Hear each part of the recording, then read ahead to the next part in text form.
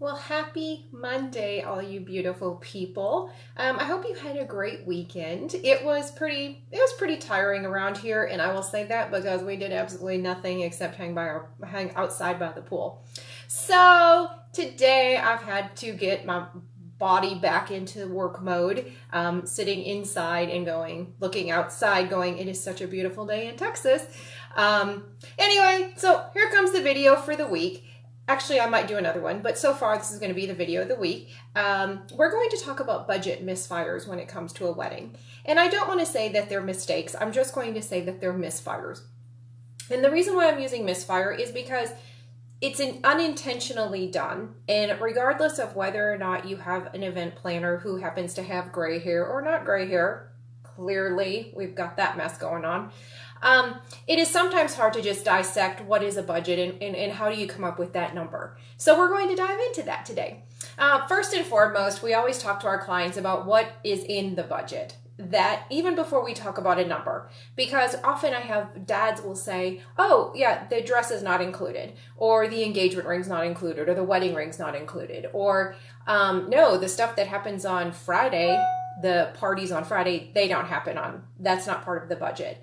Or they say rentals, I only want to spend X amount of dollars. And I'm like, well, we just don't get 150 forks for 150 people because sometimes people are going to sit down and drop them on the ground. It's just what happens. We're going to have people that will have glasses and they're not going to have just one glass for the entire evening. So therefore you have to multiply that out. And that sometimes can blow that particular budget. And then flowers. Yeah, I just throw out flowers because people say, I don't need anything that big, or I don't want fancy, expensive flowers.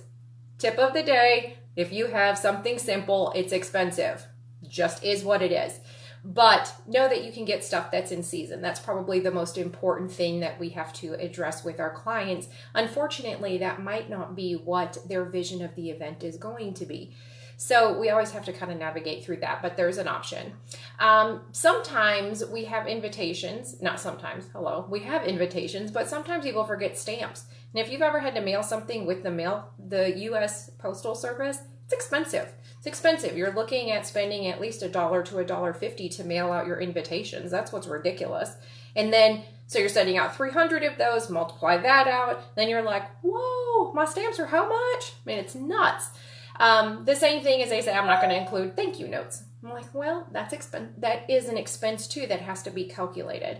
Hair and makeup, that's kind of another big thing that I do chuckle about because people say, I want to go all natural. That is one day you do not want to go natural.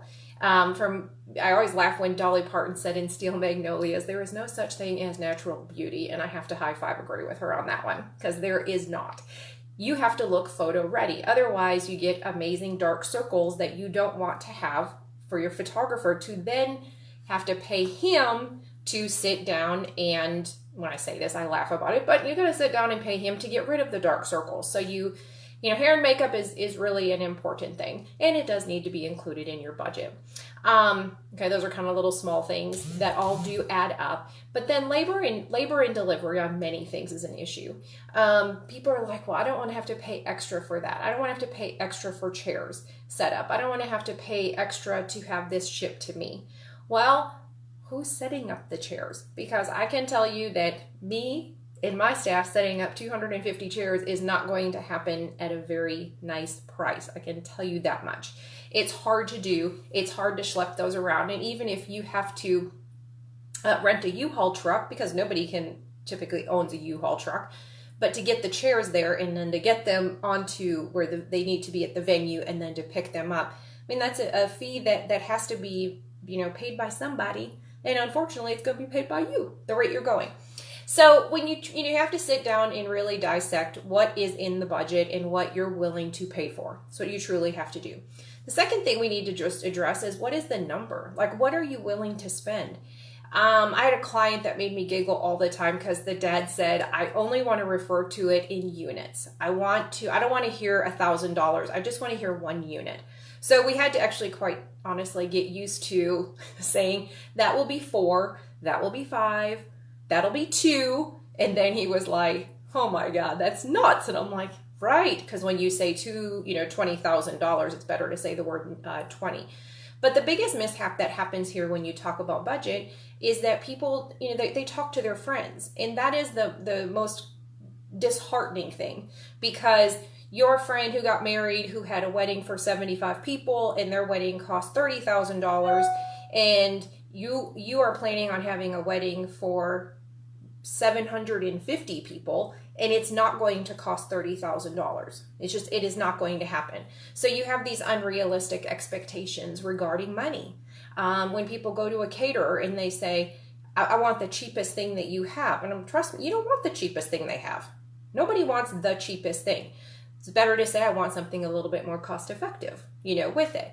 But so when I talk about numbers with clients, I say, in establishing a number for the budget, my thing is, what are you willing to part with? If you had to write a check right now, what amount of money could you write for or what check number could you write for this wedding? And they're like, 10,000, but our wedding's not going to cost that. I'm like, well, that's the number that you should start with, not 10,000 in your head, and then you're going to somehow magically come up with 150,000 for the wedding.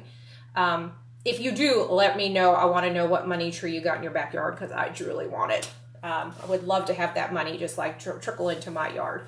And then the other thing when you're talking about a number is, don't look at things that are not within your number range, because I am telling you, when people say a wedding is a wedding is a wedding, it's not. Just like a car is a car is a car. It is not. When you have a Cadillac and it is air conditioning, or I'm sorry, we'll compare a Cadillac with a Chevy, right? My understanding, they're both GM products, and they both have 4 wheels, and they both have doors, and they both have a steering wheel. But baseline versus all the upgrades, do you want air conditioning? Probably. Do you want to have tinted glass? Maybe. Do you want leather interior?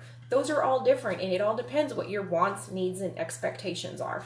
So you can't say that if every wedding costs X amount of dollars. I can say the cheapest way to get married is just to go get your marriage license and have a friend marry you, and they can get their, officiant degree online, which is kind of creepy, but they can do that. That's the cheapest way to get married. It truly is. Go to McDonald's afterwards. That will probably not cost you too much money. Think of that. But that's not what people want to do. So it's important that you kind of take that into consideration. The guest list. That is a big mistake. Misfire. Said I'm not going to use the word mistake. I'll say misfire. Is not knowing how many people you are expecting to come or you're having come. There is a big difference between 50 people versus 60 people. There's a big difference between 75. Hi, Matt. Welcome to the video. What are you doing? The husband just walked in. Everybody, that's what you get for working at home.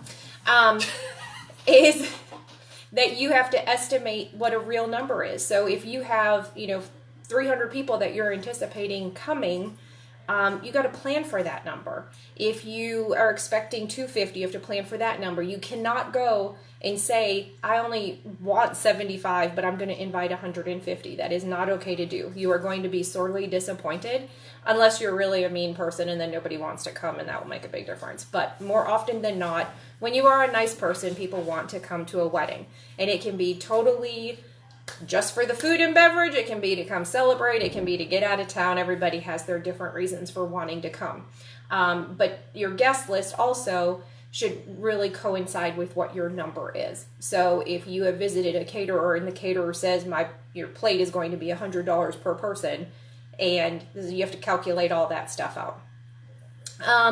Okay, misfire, I'm going to say a mistake. We always say this, it's champagne taste on a White Claw budget.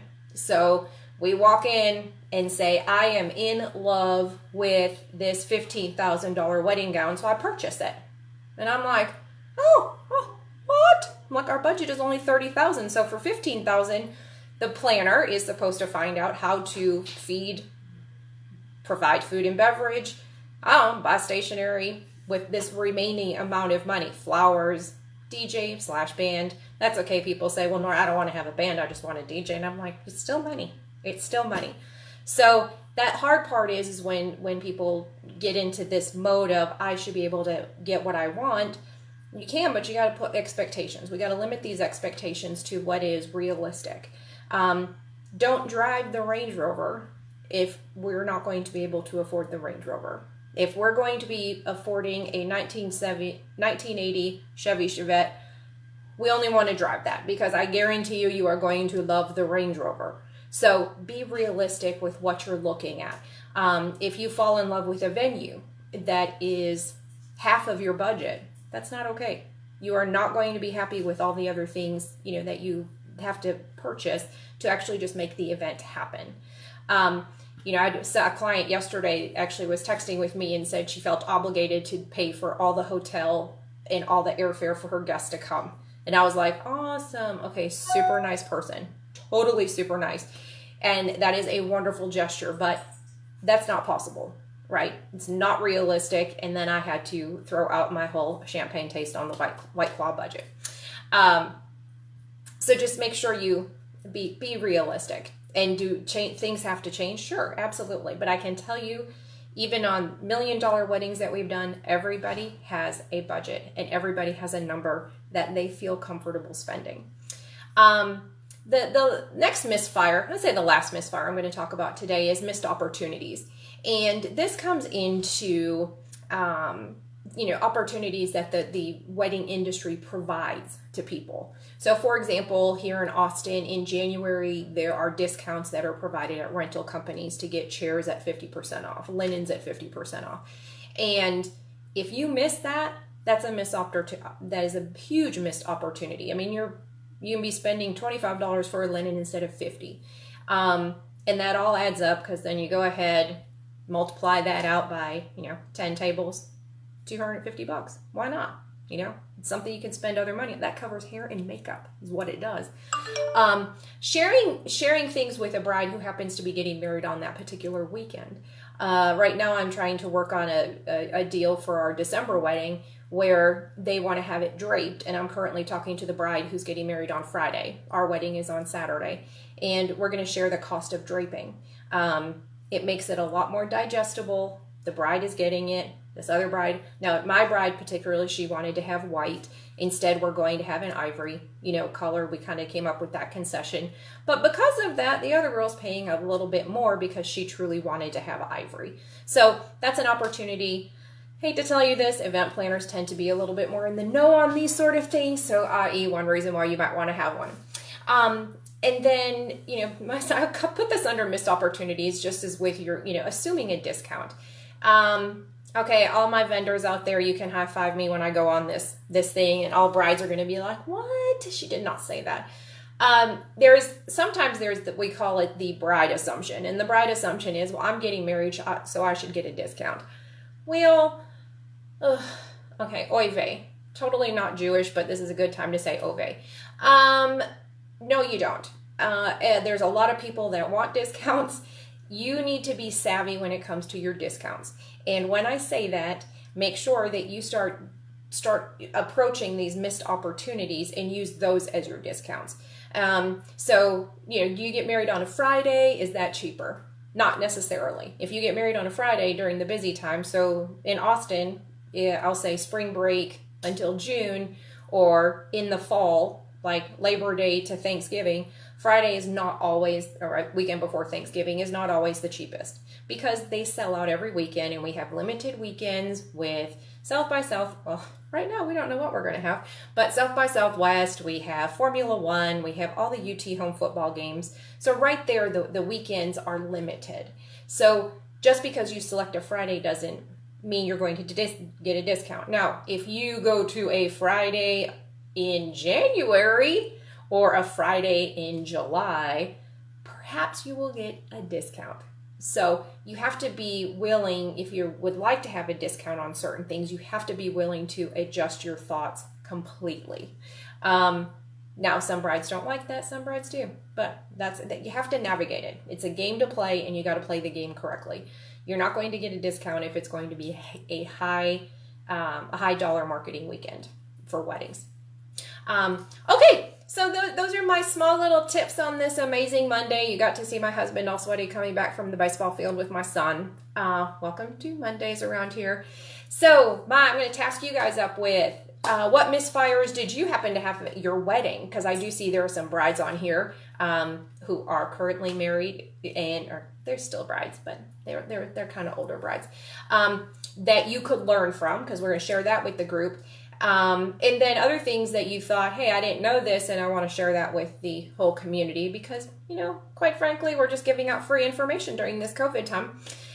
With that being said, I hope you all have a wonderful remainder of your Monday. I don't even know what time it is right now, but I hope you have a great remainder of your Monday. And remember to be kind, be awesome, and always do the right thing. Bye.